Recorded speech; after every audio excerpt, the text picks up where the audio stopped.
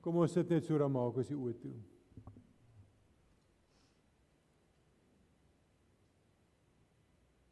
Ja, Here, as ons sing, U is die wonderbare koning, dan is dit inderdaad wie U is. U is die koning van die heelal.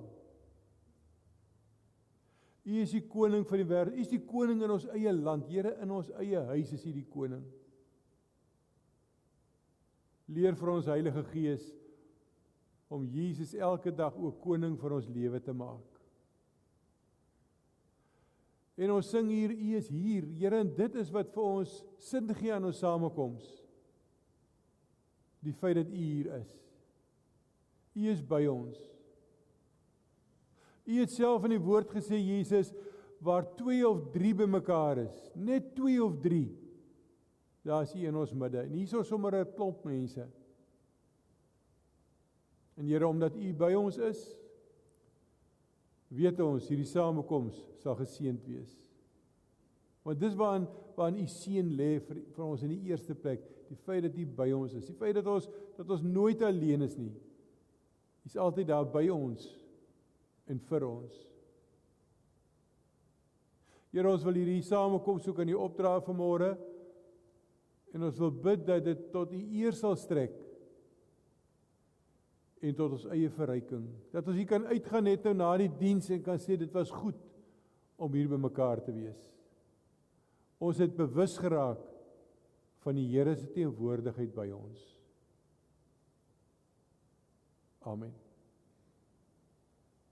Ek wil nou vanmôre 2 dele saam met julle lees uit die skrif. Die eerste een is die 10 gebooie.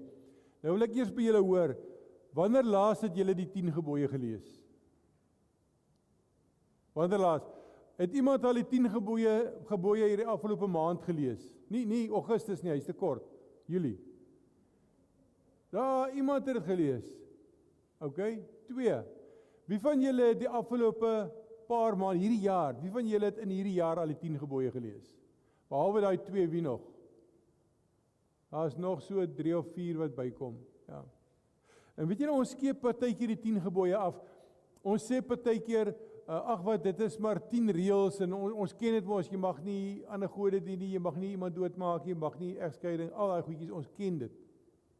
Of ons sê vir ons self, party mense doen dit nogal, ag ons konsentreer maar op die Nuwe Testament. Want dis tog maar die belangrikste. Jesus het vir ons aan die kruis gesterwe. God bewys sy liefde vir ons daaraan dat Jesus vir ons gesterf het. So ons konsentreer op daai deel van die Bybel. Maar weet jy, is partykeer belangrik om ook na die Ou Testament toe te gaan. Ook terug te gaan selfs tot by die 10 gebooie. En vir onsself te vra, nou wat wil die Here vir ons sê? Wat wil die Here vir ons vandag sê van die 10 gebooie? Nou ek gaan nou die 10 gebooie lees. Nie alles nie, maar so die hooftrekke dat ons dan by elke gebod uitkom, gaan ek lees, en dan wil ek graag 'n bietjie meer daaroor sê. Toe het God, hoor nou eers hoe begin hy, né? Hoor nou, dis ook belangrik hier begin. Toe het God al hierdie gebooie aangekondig. Ek is die Here jou God, wat jou uit Egipte, uit die plek van slawerny bevry het. Hoor nou, sê die Here, voordat hy nog vir sy volk sê wat hy van hulle verwag, sê hy wat hy bereid is om vir hulle te doen, en wat hy reeds vir hulle gedoen het. Hy is hulle Here, en hy het hulle uit slawerny bevry. Hulle was 400 jaar slawe in Egipte. 400 jaar. Met ander woorde, die mense wat dit die eerste keer gehoor het, hulle ken niks anders as slawerny nie, want dis waar hulle groot geword het, en hulle oupas en hulle oupa grootjies en almal. 400 jaar. En nou sê die Here vir hulle, ek is nog altyd julle God. Ek het in hierdie 400 jaar nog nie vir julle vergeet nie. Ek het julle uitgelei, omdat ek vir julle omgee. Maar nou vra ek ook iets van julle. En wat vra die Here van ons? Hierdie 10 riglyne. Eerste ene, ek is die Here jou God, jy mag naas my geen ander gode hê nie. Tweede ene, jy mag nie vir jou 'n beeld of enige afbeelding maak van wat in die hemel of op die aarde is nie. Jy mag hulle nie vereer of dien nie, want ek is onverdeelde trou aan my. Mag nie ander gode dien nie, mag nie vir jou allerlei beelde maak en dan voor die beelde gaan kniel nie. Die derde ene, jy mag die naam van die Here jou God nie misbruik nie. Wie, wanneer gebruik ons die Here se naam? Wanneer misbruik ons sy naam? Wanneer ons sy naam sommer so onnadenkend gebruik. Hoeveel keer hoor ons iemand sê, en met respek wil ek dit nou sê, ag Here, maar kyk nou net wat het hier gebeur. Dis nie asof jy besig is om te bid nie, maar jy gooi sommer net die Here se naam in. Dis disrespectful wat ons sy naam gebruik. Nommer 4, sorg dat jy die Sabbatdag heilig hou. Sabbatdag, een dag in die week, moet jy heilig hou. En die gewone dinge doen, nie net jou gewone gang gaan, asof het maar net nog 'n dag is nie. 5de ene, eer jou vader en jou moeder. Nommer 6, jy mag nie moord pleeg nie. 7, jy mag nie egbreek pleeg nie. 8, jy mag nie steel nie. 9, jy mag nie vals getuienis teen 'n ander gee nie. 10, jy mag nie iemand anders se huis begeer nie, ook nie sy vrou nie, of sy slaaf, of sy bees, of donkie, of enigiets wat aan hom behoort nie. Dis die 10 gebooie. As ons sê, wat is 'n gebod? 'n Gebod is 'n bevel, né? As jy vir iemand 'n gebod gee, dis 'n bevel, maak so. Maar as jy nou mooi geluister het, of het agterna weer gaan lees, dan gaan jy agterkom dat 80% van die 10 gebooie is nie 'n bevel nie, maar is 'n verbod, nie 'n gebod, 'n verbod. Maar die Here sê, jy mag dit nie doen nie. Nee? 80% sê, jy mag nie dit nie, jy mag nie dit nie, jy mag nie dit nie. En dit maak dit vir ons eintlik maklik om onsself bietjie om die bos te lei. Nou kan ons sê, okay, ek mag nie ander gode dien nie, maar ek is nie 'n Hindoeïs nie, en ek het nog nooit vir Boeddha aanbid nie, so ek is fyn. Jy mag nie vir jou beelde maak nie, ek het nie beelde nie, so ek is reg. Jy mag nie mense moord pleeg nie, maar ek het nog nooit iemand doodgemaak nie, so dan sê ek mos, okay. Jy mag nie steel nie, ek het nog nooit goed van ander mense gesteel nie. Vals getuienis, ek het nog nooit in 'n hof gaan staan, 'n gelieg in 'n hof nie. Hoor jy, as ons net kyk na wat jy nie mag doen nie, kan ons so maklik vinnig daaroor gaan en onsself verontskuldig en sê, wie, ek is okay. Die grootste deel van hierdie goeters, ek doen dit, ek hou daarby. Daarom wil ek hê, ons moet vandag net so 'n bietjie stil staan by, nie al die gebooie nie, net so 'n paar. Jy kan by die huis by die ander dit ook maar doen. As die Here sê, jy moenie, jy mag nie, dan moet ons mooi luister, want daar is ook 'n moet in die agtergrond. As die Here sê, jy moenie ander gode dien nie, is dit nie genoeg om te sê, ek is nie 'n Hindoeïs of 'n Boeddhis of daai ouens nie, maar ons luister, wat is die moed? Die moed daar agter is, jy moet die Here dien. Jy moet die Here, Deuteronomium 6 vers 4 en 5 sê, jy moet die Here dien en hom lief hê met jou hele hart, en al jou krag en toewyding. So ja, mag jy ander gode dien nie, maar jy moet die Here dien. Jy moet toegewyd wees aan die Here. Hier staan, ek die Here jou God, eis onverdeelde trou aan my. Die Here verwag van my en jou, as ons dan sê ons glo in God, dan moet ons getrou wees. Dan moet ons hom met toewyding dien.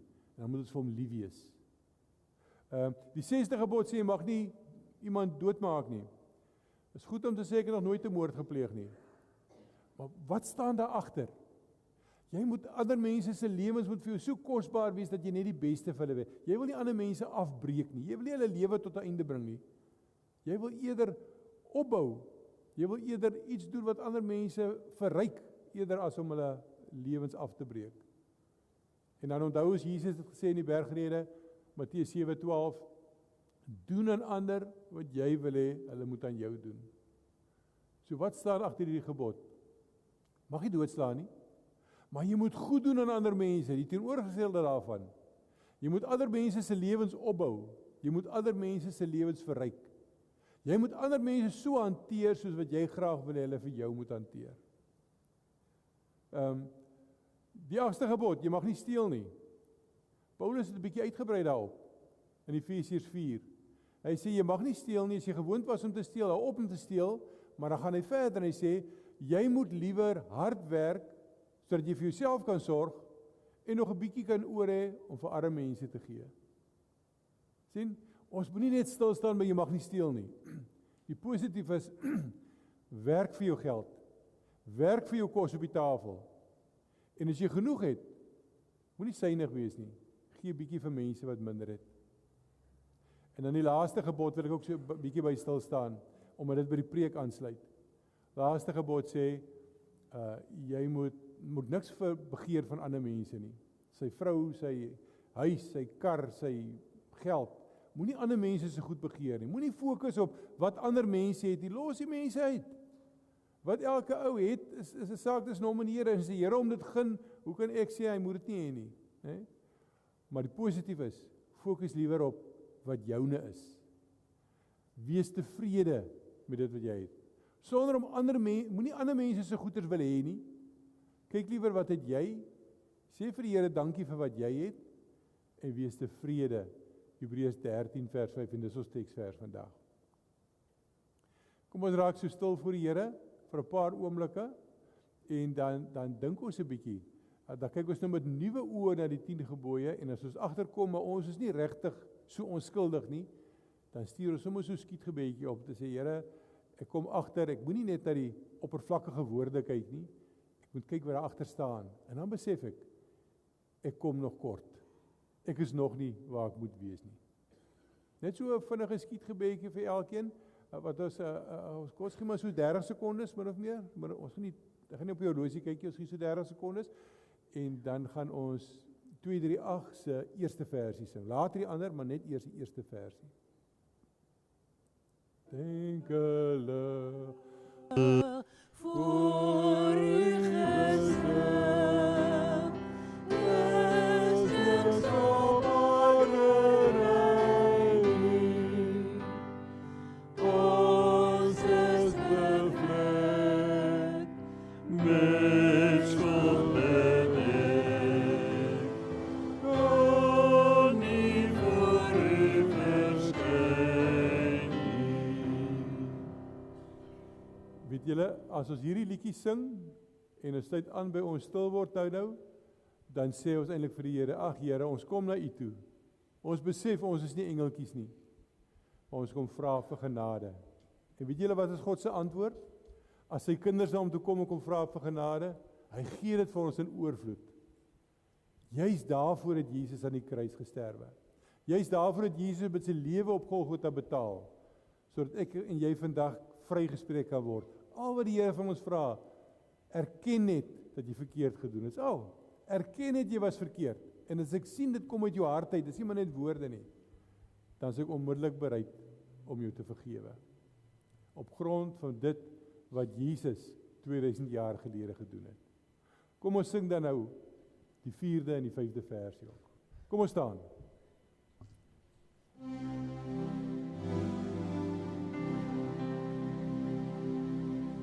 Ja, amen, ja, op Golgotha, betaal vir my sonde, en deur sy bloed word ons gemoed, geheilig van die sonde. Geer ons dan meer, om U te eer, geloof o ewig sterkte, dan doen ons bly, aan U gewy, uit liefde goeie werke.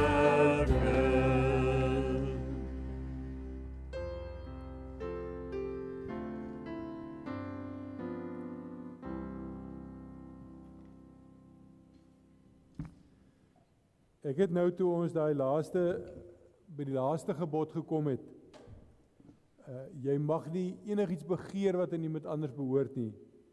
Toe sê ek die positiewe daarvan, moenie begeer nie, wat is die positiewe? Fokus op wat jy het, en wees tevrede met wat jy het. En dis wat ons nou gaan lees, Hebreërs 13, ons gaan die eerste 6 versies saamlees, die eerste 6 van Hebreërs 13.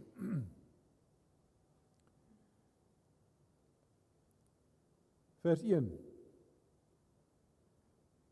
As broers moet julle mekaar altyd lief hê. Moenie nalat om gasvry te wees nie. Want deur gasvry te wees, het sommige mense sonder dat hulle dit geweet het, engele as gaste gehuisves. Dink aan die gevangenes, asof julle self ook gevangenes is.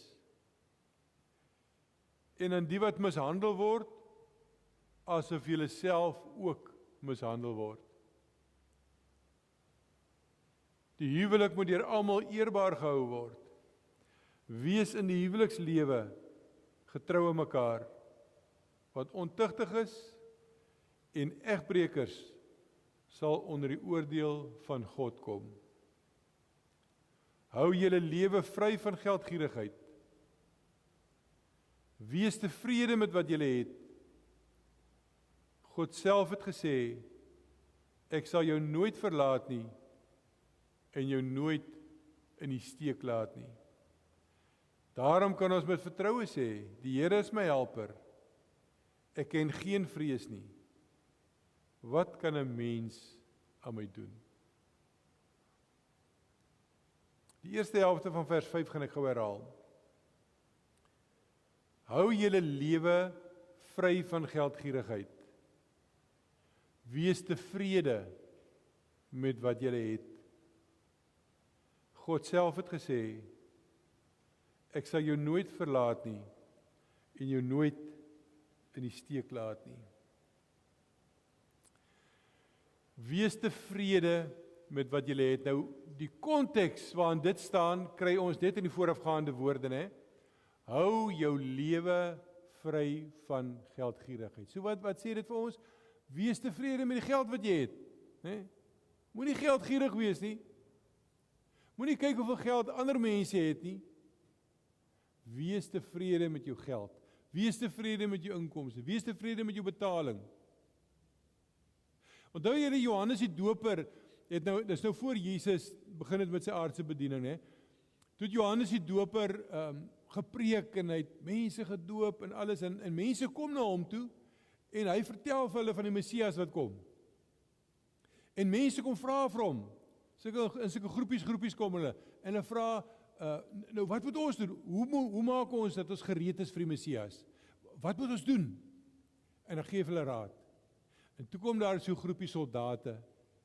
En toe vra hulle, ek dink is Lukas 3 waar ons dit lees. Toe vra hulle vir hom, en Johannes, wat vir ons? Wat moet ons doen? Toe sê hy vir hulle, moenie mense afpers vir geld nie. Wees tevrede met julle betaling. Nee? Ek dink is iets wat ons in ons land ook maar wyd en suid kan verkondig. Moenie mense afpers nie. Moenie deur korrupsie geld in die ander probeer kry so nie. Wees tevrede. Jy kry mos 'n salaris. Wees tevrede met jou betaling, sê Johannes. Nou Paulus gaan nou verder en hy sê ja, maar as ons dink aan ons besittings, ons geld nou, ons moet tevrede wees. Dit gaan nie net oor geld nie.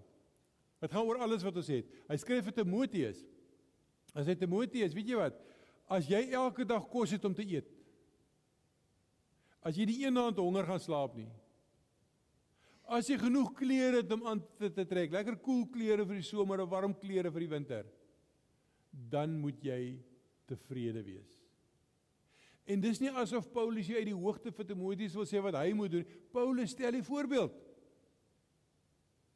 Weet julle, wie van julle het geweet, toe Paulus die brief aan die Filippense geskryf het, het hy uit die gevangenis, uit die tronk uitgeskryf. Wie van julle het geweet? Is 'n hele paar het geweet, hè? Hy skryf uit die gevangenis. Met ander woorde, hy het alles verloor, hy het sy vryheid ook verloor. En die tronke daai tyd was bietjie erger as die tronke vandag. Hy het alles verloor. En dan skryf hy uit die gevangenis vir die mense van Filippi en hy sê, dankie dat julle aan my gedink. Hierdie pakkie wat julle vir my gestuur het.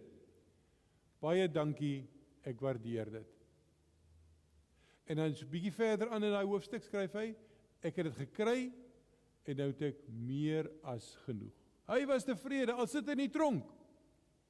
Dit wat die Here vir hom deur sy broers en susters in Filippi gestuur het, Sê hy, ek is tevrede, ek het meer as genoeg. Het jy al gehoor dat iemand, as hy van geld of besittings praat, sê hy het meer as genoeg? Wie van julle het dit al gehoor? Dat iemand praat oor sy besittings en vir jou sê hy het meer as genoeg? Dis nie algemeen dat ons dit hoor nie, né? Ek wil gou vir julle 'n storie vertel. In Engeland was daar 'n man wat skatryk was en in 'n verskriklike groot 'n paleis van 'n plek gebly het. En het baie mense in diens gehad daar in sy huis. Mense wat in die tuin werk, mense wat in die huis werk. En nou onder andere een dag is 2 van die vroues wat in sy huis werk en elke dag maar skoonmaak en afstof en so aan. Is hulle besig aan die een vertrek en hy is in die vertrek langs aan en hy hoor hoe hulle praat. En hy hoor hoe die een kla teenoor die ander een en sê, weet jy, ja jong, ek sukkel maar. Ons word 'n ordentlike salaris betaal en daarmee kan ek leef, ek kan woon iewers, ek kan kos koop, al die goed, maar ek het soveel skuld uit my verlede uit, nee, om hy skuld dood te maak, soveel van my geld moet nou gaan daarvoor elke maand, om ou rekeninge te betaal, dat ek nie meer in 'n maand kan deurkom. As ek net genoeg geld het om al my ou rekeninge dood te maak, dan kan ek weer aangaan, dan kan ek asemhaal, dan het ek genoeg. Sy sê, ek het so 'n sommetjie gemaak. Wat ek kort is 5.000 pond. As ek 5.000 pond het, dan kan ek al hierdie agterstallige skuld doodmaak en dan het ek genoeg om van dag tot dag en van maand tot maand te lewe. En die man het so by homself gedink, dit moet ek sien. Ek het al nooit iemand gesien wat regtig sê hy het genoeg nie. En hy gaan nou op die proef stel. En daai aand vat hy 5.000 pond en sit dit in 'n koevert en skryf haar naam op en sit dit daar op die tafel. Die volgende dag hou hy maar so dop. Kyk maar waar hulle werk. Toe hulle weer so na daai vertrek toe beweeg, toe gaan hy die vertrek langs in wat hy wil hoor, wat is haar reaksie. En die een vertel die koevert op, sy sê vir haar kollega, kyk, hier is 'n koevert, dit is vir jou, jou naam is hier op. Sy gee dit vir haar, en sy is nuuskierig, sy skeer die koevert oop en sy sê, dis geld. En sy haal uit, sy begin tel.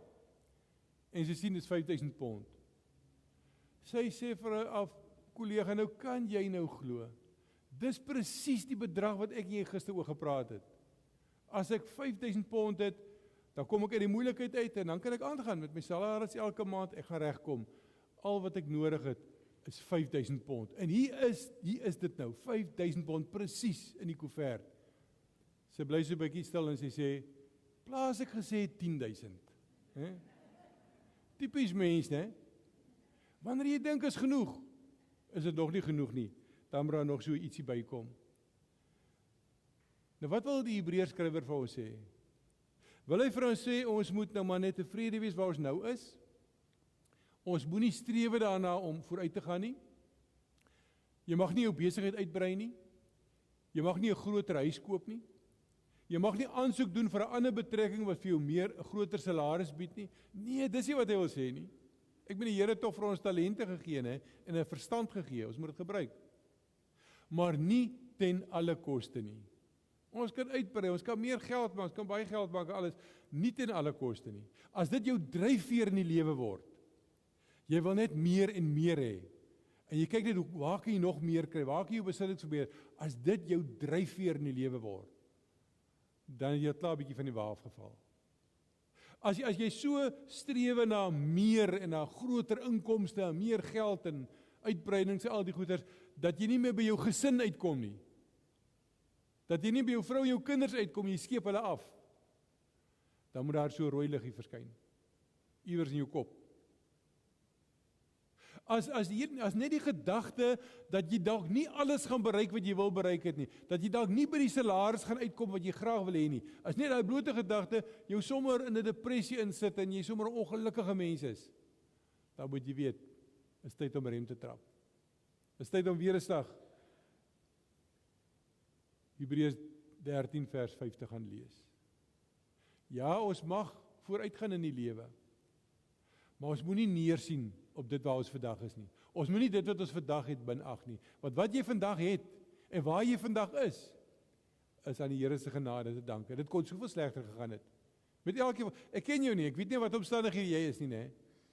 Maar dit wat weet ek, dat elkeen van ons kon in soveel swakker omstandighede gewees het as dit nie was vir die genade van die Here nie.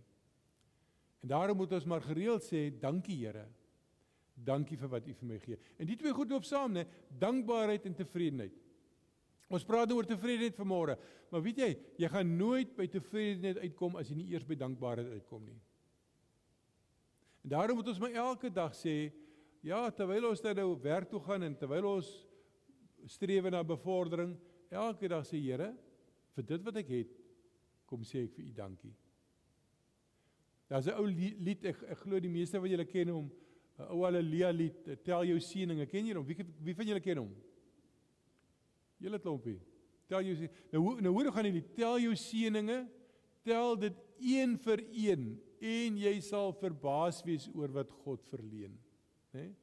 Oor wat God verleen, daarmee sê ons, dit kom van God af, ons seëninge kom van die Here af. Een vir een. Moenie net in jou gebedjie elke dag sê, ag Here, dankie vir al my seëninge. Dit beteken niks. Want jy weet nie eens waarvoor jy dankie gesê het nie. Hoe moet jy dink die Here gaan jou glo? Noem dit op. Sê vir hom, Here, vir dit wat ek vandag daar kon doen, vir dit wat U daar vir my gegee het, vir dit wat hier oor my pad gekom het, wat ook al, noem dit op. Dit dwing jou op te dink, dat jy vir die Here kan sê, vir daai spesifieke goed, dit wat gebeur het, dit wat gebeur het, dankie Here, ek sien die hand daarin en ek sê vir U dankie. Moenie wag tot jy meer het en eendag sal sê, ja, maar dan gaan ek by tevredenheid uitkom nie. Weet jy, as jy nie nou genoeg het nie, nee, as jy nou vanmôre sê, maar genoeg lê vir my in die toekoms, eendag, miskien oor 3 jaar, oor 5 jaar in my beplanning, dan gaan ek genoeg hê. Dan gaan ek die pos bereik waar ek wil hê, dan gaan ek soveel salaris kry wat ek wil hê, alles gaan nou wonderlik wees, en dan kan ek begin afskaal. Eendag, oor 3 jaar, oor 4 jaar, oor 5 jaar. Kom ek sê jou vandag, as wat jy vandag het, vir jou nie genoeg is nie, gaan wat jy môre het, ook nie genoeg wees nie. En wat jy oormôre het, ook nie genoeg wees nie. As genoeg vandag vir jou iets is van die toekoms, gaan genoeg altyd vir jou iets van die toekoms wees. Want oor 3 en 4 en 5 jaar gaan jy terugkyk, gaan jy sê, ek het daai tyd gesê, as ek by hierdie punt kom, het ek genoeg, maar intussen tyd het my omstandighede verander, my behoeftes het verander. Inflasie het my ingehaal, wat ook al. So kom ons sit maar nog so 5 jaar by, dan, weet jy, nog so 5 jaar, jy kan dit 10 jaar ook maak, maar jy gaan presies dieselfde sê, my omstandighede het verander. Die lewenskoste het hand uitgeruk. Ek het nie met dit rekening gehou nie. Ek het nie geweet dat en dat gaan gebeur in my lewe nie. Jy gaan nooit genoeg hê nie. Wees tevrede met wat jy het. As jy tevrede is, as jy dankie sê vir dit wat die Here elke dag vir jou gee, as jy elke dag so 'n liedjie sê, jou seëninge tel, een vir een en vir die Here daarvoor dankie sê, dan gaan tevredenheid volg. Maar as dit altyd vir jou genoeg in die toekoms lê, jy kan nie tevrede want jy nog nie genoeg nie. Jy gaan nooit genoeg hê nie. Tevredenheid gaan jou ontwyk. En weet jy wat? Jy gaan 'n ongelukkige mens bly. So moenie fokus op die baie wat jy wil hê nie. Fokus op dit wat jy het. Fokus daarop om elke dag 'n punt te maak daarvan, as jy bid, om goed op te noem. Het hoef nie elke dag dieselfde goed te wees nie, maar elke dag goed op te noem, wat jy vir die Here sê, Here, vir dit en vir dat en die volgende, wil ek vir U baie dankie sê. Nou die Hebreërs skrywer, ons het nou vanmôre die eerste paar versies gelees van Hebreërs 13. As ons bietjie sou teruggaan en die laaste 2 versies lees van hoofstuk 12, dan sien ons dat hy daar 2 keer sy lesers aanspoor tot dankbaarheid. Eers dankbaarheid hoofstuk 12, dan tevredenheid in hoofstuk 13. Nou of die Hebreërs skrywer dit so beplan het, weet ek nie. Ek vermoed hy het dit nie regtig so beplan nie. Maar wat ek wil sê is die Heilige Gees het dit so beplan. Die Heilige Gees wat die mense van die ou tyd geïnspireer het om die woord op skrif te stel, hy het dit so beplan. Dat ons einde van hoofstuk 12 lees van dankbaarheid en dan in die begin van hoofstuk 13 lees van tevredenheid. Want dankbaarheid kom voor tevredenheid. As jy nie dankbaar is vir wat jy het nie, gaan jy een van die mense wees wat nooit by genoeg uitkom nie. en wat nooit by tevredenheid uitkom nie, en wat nooit daai diepe gelukkigheid gaan beleef nie. Eers dankbaarheid. Ek wil sê, dankbaarheid is die pilaar waarop tevredenheid rus. As nie 'n pilaar is, dan gaan tevredenheid in mekaar stort, dan gaan nie regtig tevredenheid wees nie. Dankbaarheid is die pilaar waarop tevredenheid rus. Nou kom ons lees nou 'n bietjie verder na die teksversie.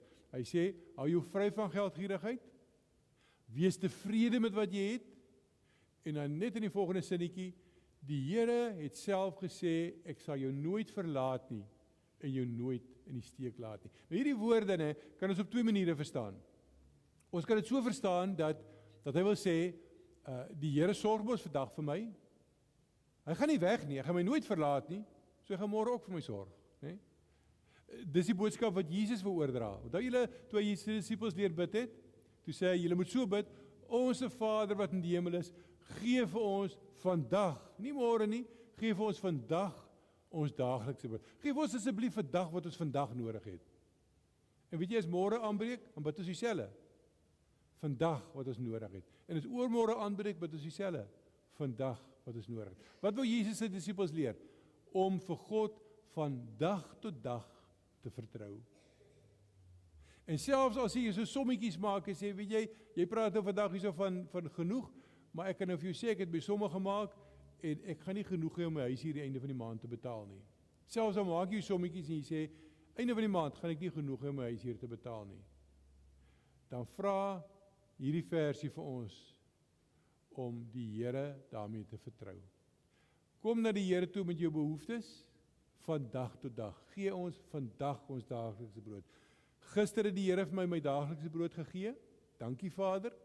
Vandag het die Here vir my daaglikse brood gegee, dankie Vader. So vertrou hom, dat hy môre dieselfde gaan doen. Want hy sê mos, ek gaan jou nooit verlaat nie, ek gaan jou nooit in die steek laat nie. Hy gaan môre weer vir ons daaglikse brood gee. Daarom kan ons tevrede wees. Al sê my sommetjies vir my, oor wat 29 dae is die einde van die maand, en ek gaan sukkel om my huis hier te betaal, al sê my sommetjies wat ek maak dit, wil hierdie versie ons aanmoedig, maar vertrou die Here. Ek het nou van dankbaarheid gesê, dis die pilaar waarop tevredenheid gebou is, né? As jy nie dankie sê vir dit wat nou oor jou pad is, vir dit wat jy nou in jou lewe beleef nie, dan gaan jy nooit by tevredenheid uitkom nie. Dieselfde wil ek sê van vertroue, dis nog 'n pilaar. As jy nie geleer het om die Here te vertrou nie, gaan jy nooit by tevredenheid uitkom nie. Jy gaan altyd bang wees, dinge loop skeef en dan gaan niks uitwerk nie, en baie mense hou ons daarvan om mekaar bang te praat die hele tyd. Dit gaan nie uitwerk nie, dat gaan nie uitwerk nie. Vertroue. Ons moet leer om dankbaarheid, dankie te sê vir elke dingetjie in ons lewe wat ons positief beleef, en ons moet leer om die Here van oomblik tot oomblik, van dag tot dag te vertrou. Dan gaan ons by tevredenheid uitkom. Wat ek weet, ja, sommetjies lyk nog nie so lekker nie, maar die Here sal sorg. Op die kritieke oomblik gaan die Here vir my intree. Want dis soos God is. Dis hoe homself al bewys het in die verlede. Ek het nou nog gesê, hierdie laaste woorde van ons teksversie kan ons op 2 maniere verstaan. Eerste een is, Here sê, ek sal jou nooit verlaat nie, so ek wat vandag vir jou sorg, ek gaan môre nog steeds daar wees om vir jou te sorg. Die tweede manier hoe ons dit kan verstaan is, om te sê, maar as die Here sê, ek is hier vir jou, dan sê hy vir my, ek is jou grootste rykdom.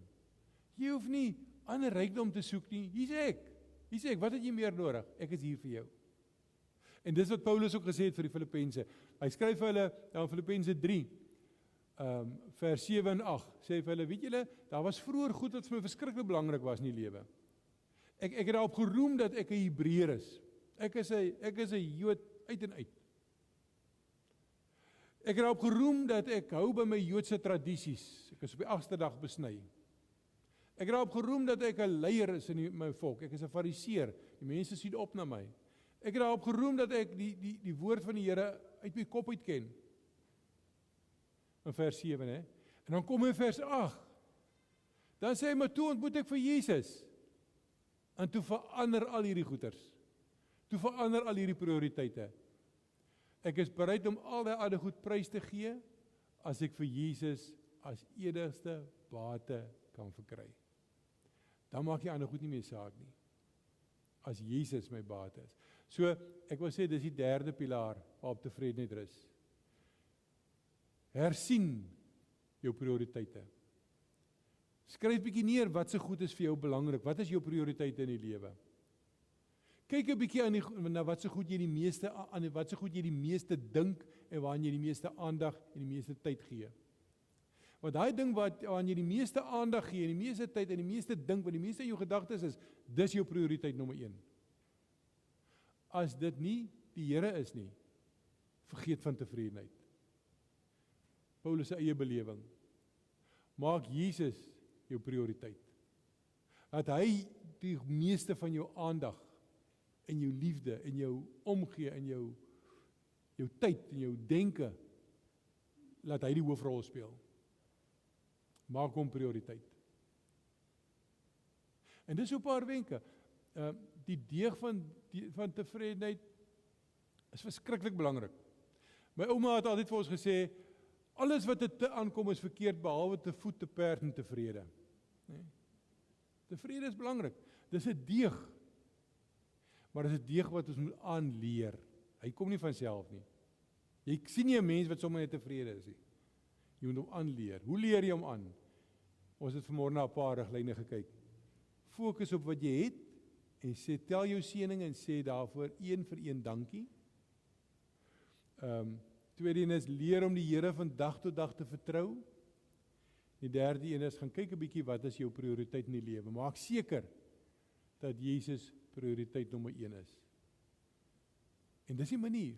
Dis die manier hoe ons kan bou aan tevredenheid. Dis die manier hoe ons hierdie deeg van tevredenheid gaan aanleer.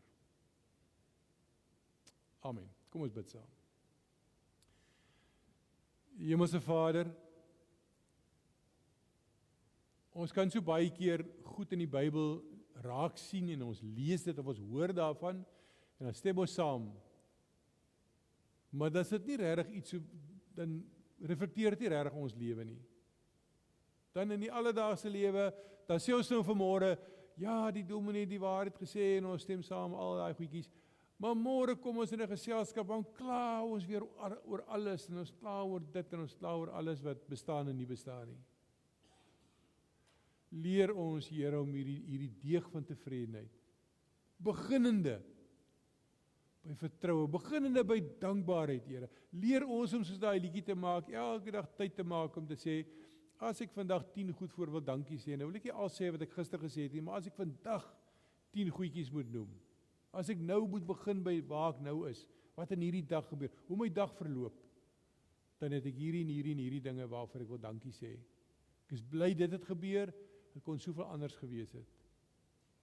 Here, leer vir ons om elke dag ons seëninge te tel. Leer vir ons om U met ons hele hart te vertrou. Leer vir ons, Here, om U nommer 1 in ons lewens te maak. Leer vir ons, Heilige Gees, om tevrede te wees met wat ons het en God daarvoor te eer. Amen. Ons gaan die Here nou met ons offergawes dien en dan gaan ons daarna met 'n slotlied afsluit.